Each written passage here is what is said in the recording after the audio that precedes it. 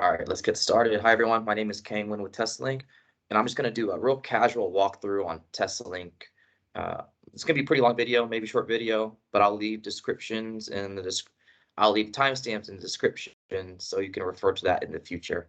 So let's dig right in. So this is the home screen that you'll see. And within the home screen, 99.99% of the time, you'll spend most of your time here in asset management informs asset management, creating asset templates, editing asset templates, informs performing the inspections. And this is just the web version, and I'll create another video for the mobile and the desktop version in the future. So here's asset management. You'll have all your choices here on the left side. I like to start with asset templates. Just kind of show you what are asset templates. They are a way for you to create assets much quicker than creating assets one by one. So asset templates are what they are is just templates with pre-populated data about a certain type of asset that you have that you can pre-fill and save it and create assets off of that in the future. So if you have 100 of the same type of asset, you can create an asset template with that pre-populated information and create those assets about it in the future. So let's create an asset template together, and then we'll create assets with that asset template. And I'll show you why creating asset templates are better than just creating assets from scratch. So here on the asset template page, I'm going to click create new. And you'll see that you have these asterisks right here, these red asterisks. Those are the required fields. So I'm just going to put a part number in here. I'm going to make one up. So part hose 1000, just something like that. And tags, what are tags? They're kind of like social media tags. In TESSALink, they're just a way for you to filter and search for certain assets by description easier. So on this one, I'm just going to pick air water hose, and I'll show you how this works once we finish this. And description. So description can be any type of text. So I'm just going to put hose water, hose, and then extra text about this. And model number and manufacturer are required, but you're able to fill that in if you want. So I'm just going to leave them blank to show you that it's not required, but you could put in a manufacturer if you decided to. And also you can add attributes. So this is your high level information of your asset. But then if you wanted to add attributes about it, you could do that here. And let's say you have tags. Let's go back to tags. You have tags, but you want to put a tag that you haven't made yet. So let's make a tag real quick. And let's see here. Over here on your tiles, let's go. I like to right click and open a new tab. And I like to do that because I can toggle between my screens. And also, I'm going to create an attribute also. So I'm going to right click on attributes, and I'm going to open a new tab and see what else. Let's start with that. And you'll do the same thing with these other, but we'll go through that in a second.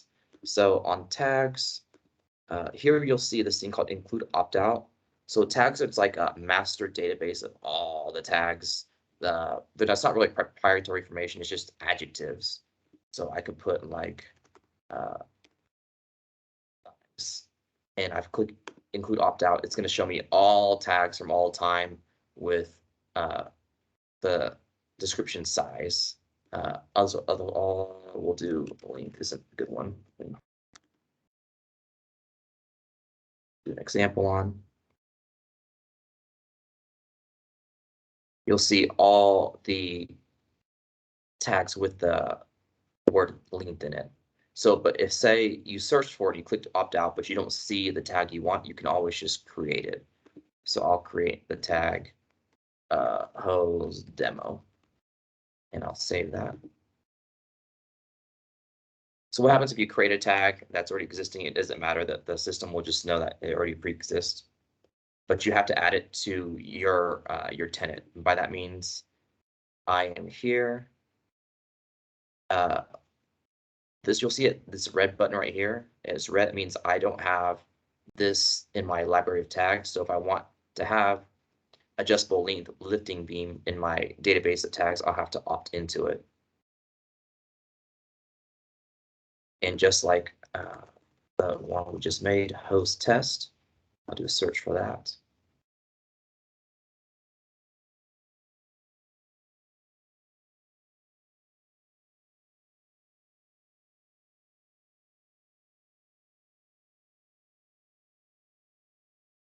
Feel free to fast forward if these rotating things taking a little bit.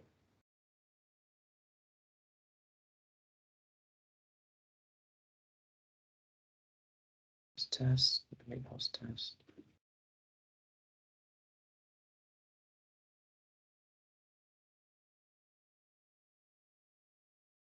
Tag save successful. Go back. Host test include opt-out.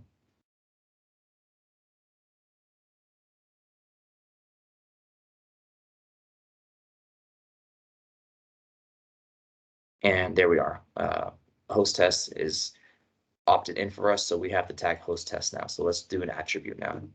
So same thing with attributes. You can search attributes through the master database, and you can also search through it by data type. So data type is what kind of information can you choose from, or can you describe your attribute? So a lot of people like to use drop down. It's pretty much a drop down of list that you have to pre-populate.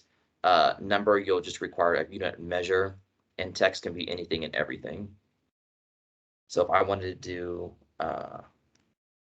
model type, I can search for that for attributes. Not there, so let's create it then. Model type. Data type will be drop down.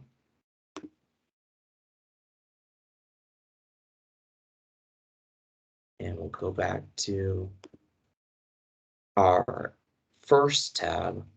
And from here, I want to add that tag that we had was host test. So that is now a tag. And then I want to add the attribute that we did was, what was it? Model type. Right. So I can say here model type. And there's the attribute that I had. And you can create as many attributes as you want, or you can have as few as you want.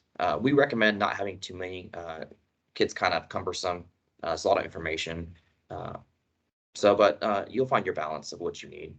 So here, this will be your drop-down list, but we need to create drop-downs. So that's why we go to drop-down values, and we'll create drop-downs. And this is just easier if you have a pre-known information about your assets. It's just easier to click from the drop-down list than having to key in the text or do that every time, because this just makes it uniform with the drop-down list. So we'll just say model 1.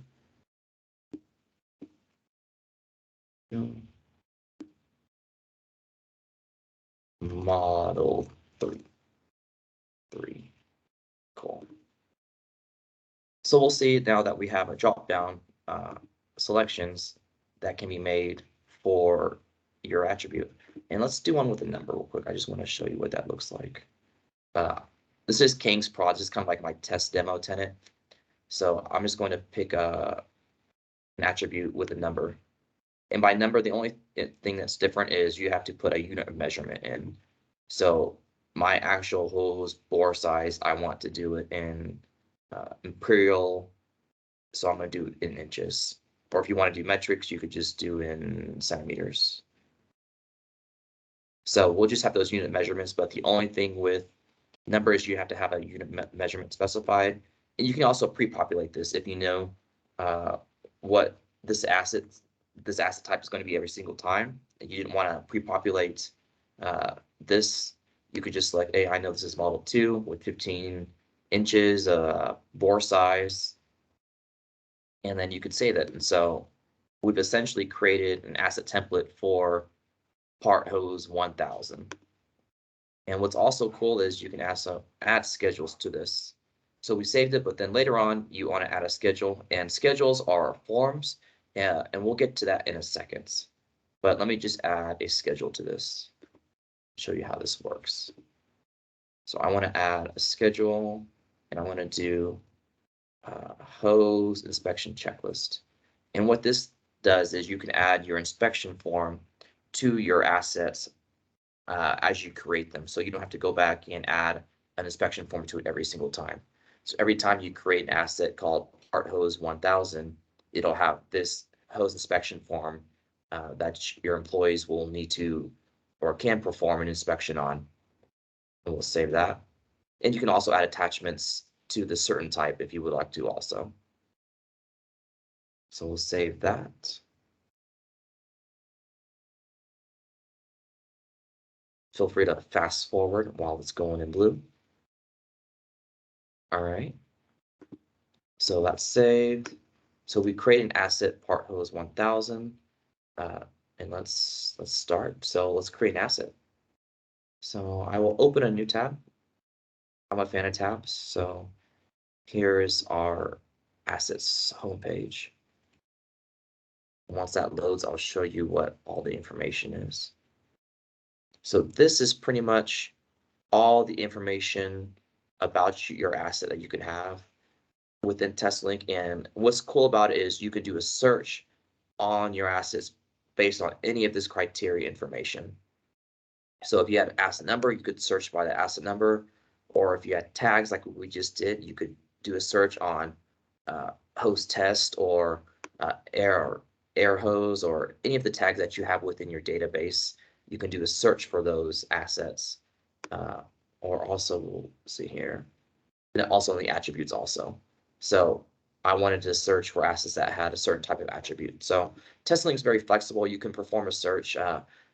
When was this asset created, or when was it manufactured, or any of this information. But it's much easier once I create this new asset, we can do a search based on this criteria.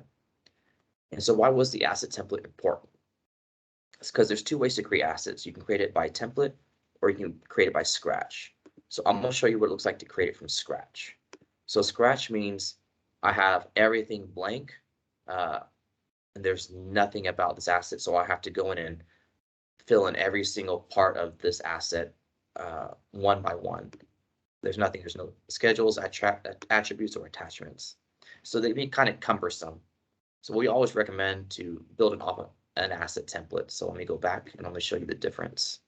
So I'm going to hit this plus button to create new. And I'm going to do it by template. So you can do a search by your template if you knew, if you have tons and tons of tags, tons and tons of asset templates, and you wanted to search by a certain type of template, you could do that here. So let me show you that what it looks like without any search descriptions. So I have 160 asset templates for King's Prod, 160 asset templates. But if you have thousands of them, you don't want to go through and scroll. So you just kind of want to see what a specific one. So I can search by tags, or I can search by part number. So let's just do tags. So I know we had on my asset template, it was an air water hose. So I'm gonna do air water hose. I'm gonna click search, and it's gonna bring up all my asset templates with air water hose as a tag. And you can also do that search by part number, description, model number, any of this criteria down here. So once you find the asset template that you like, you can click on it, click OK. And it's going to have that pre-populated information for you. So like when we created it earlier, we had some attributes, we had some tags, a description. But to create an asset, we also have to fill in the red asterisk. So that's the asset number, the owner, a location. You can have that pre-populated, I believe. Can you? No, you can't. Sorry, only part number, tags, and descriptions are populated, which is tags, description, and part number here. Kind of different. Part number doesn't really have an asterisk when you create an asset from scratch, but it's required for the asset template for organization purposes. So this asset number we'll just create as host test 1001. And then the owner. What is an owner? We like to think of owners as like your customer who owns this. So you can create those right here. So let me create an owner, and then we can create location at the same time. So here we are, customers. So customers, owner, different words, but usually used for the same purpose. This is my customer who is the owner of this asset. So I will open a new tab. All right, and I can do a search, and these are all the owners within Kang's prod. So I need to create, if I don't have an owner that is in my system right now, I need to create an owner. So say I have a new customer, I can create that customer here, and we'll fill in some information. The customer info, that's not a good example. We'll just say widget company. Need to have an email of some sort. And then because there's red asterisks here, you can fill in that information. That's my address, about the customer's address. You don't have to fill in it, but you just have to put something in because it's a red asterisk. It's required in the field. And once you put that in there, you can click save. So widget company is now a customer owner that you can have within TESSALink within your tenant.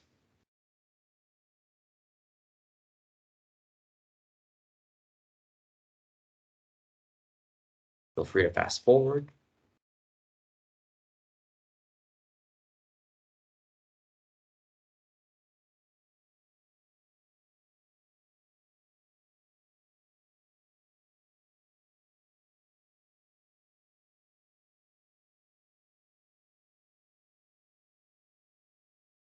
All right, so once that's saved, we can go back to our asset screen that we're making. And so the customer now is, or the owner is widget company. So I'm going to do a search for widget company. And there we are. And then also location. So what is location? A lot of people use it for different things. It can be your specific location. Some people, when you have many trucks, so they name their trucks and through locations like truck 1, truck 2, truck 3, or down to maybe some people use it for refineries, location 1. It can be as general or as specific as you'd like to make it. So I'll show you that example. So let's create some locations, and let's open to a new tab. And the most simple way I can think of it is we'll do a city, and within the city, we'll do like a warehouse, just to kind of show you how you can narrow it down. So I want to search real quick to see what I have in here.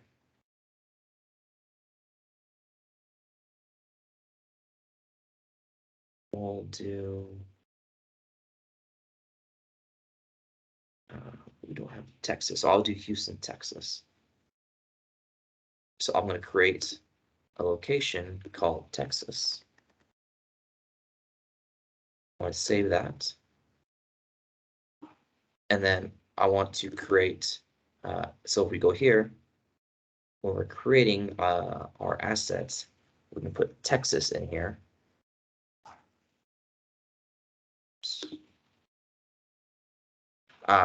Here's another kicker that sometimes you get.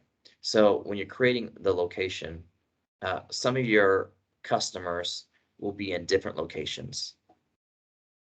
So what does that mean? Not every customer is going to be in Houston, Texas, or anywhere.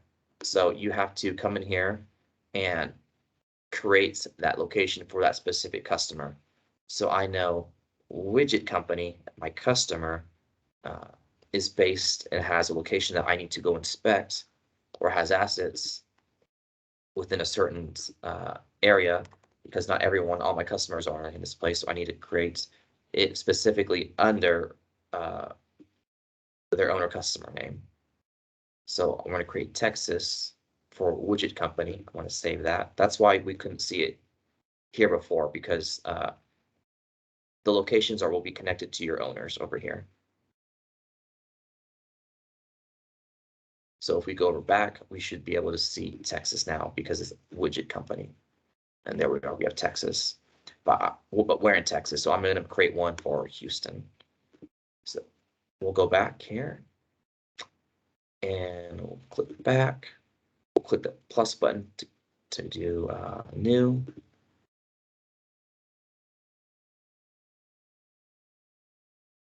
And this is where you can kind of get more specific. So if I just click Houston, I can create, just make me a location called Houston, but I want to have it as a drop-down sub underneath Texas. So to do that, I need to make Texas the parent location. So I'll click this category tree and I'll select Texas, and then I'll click save. And let me show you what that looks like now on the asset. So before it was just Texas in here, but now within Texas, I can do Houston. And then you can do that as far down as you would like. You can create Houston with another subcategory. You would just have to put Houston as the parent location and then make one like warehouse 2 or whatever sublocation you would want within Houston.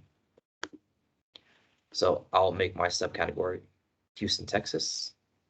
And here is my asset number. And we can click save. And we will have created an asset called host test 1001 that has our pre-populated information on it. So let me just click save real quick and show you what that looks like. So we click save, create the asset. If you go back to the asset screen, right here, the home screen, and we'll clear it. Let me just show you something real quick. If you click search, it's always going to bring your most recent created assets on your home screen. So once that finishes loading, we will see our, what was it called? I forgot what the asset was called that we created, but it'll be the first one that comes up.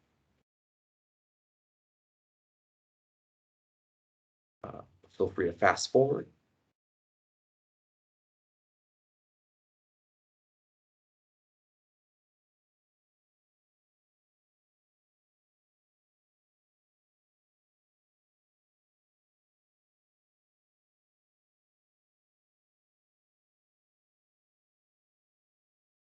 Oh, there we go.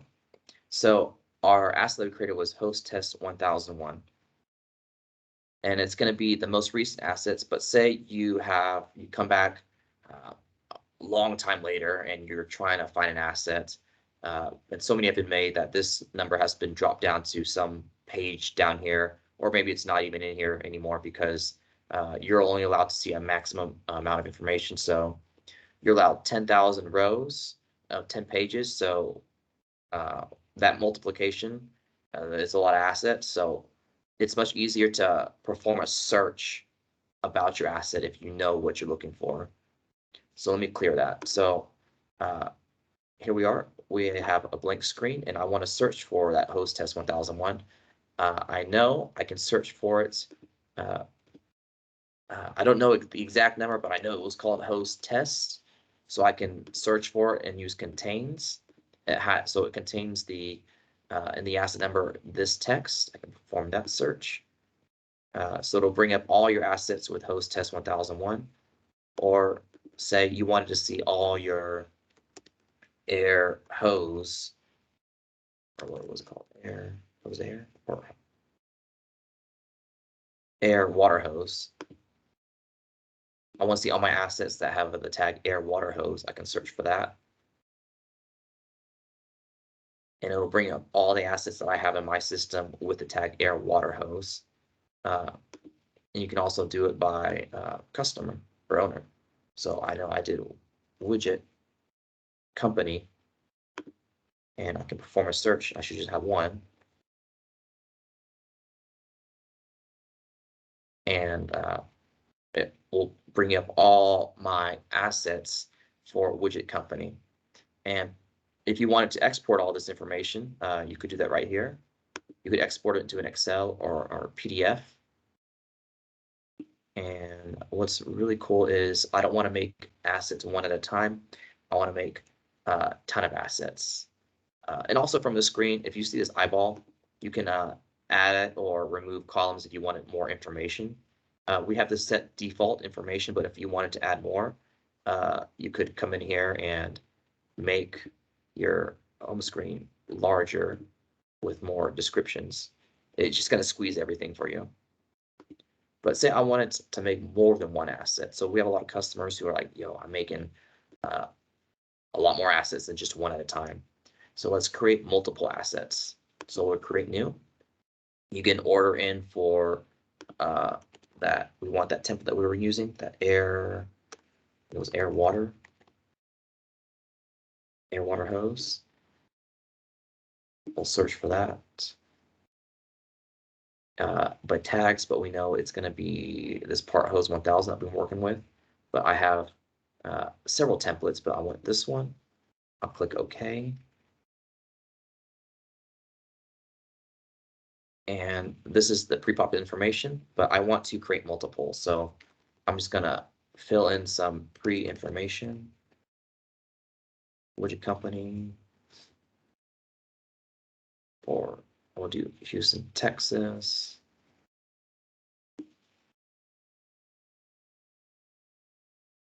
We're going to Houston, Texas. And then on the top right corner, you'll see this pyramid called Save Multiples.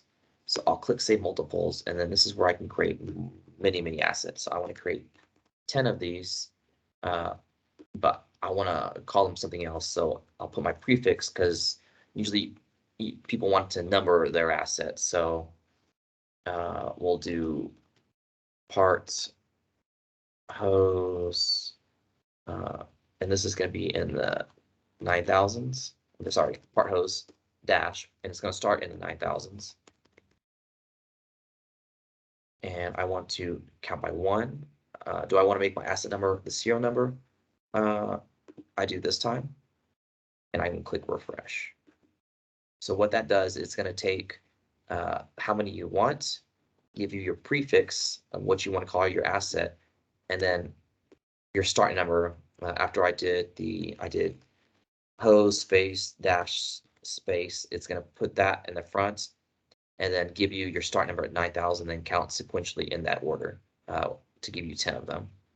So I click save. I will have created 10 of these assets.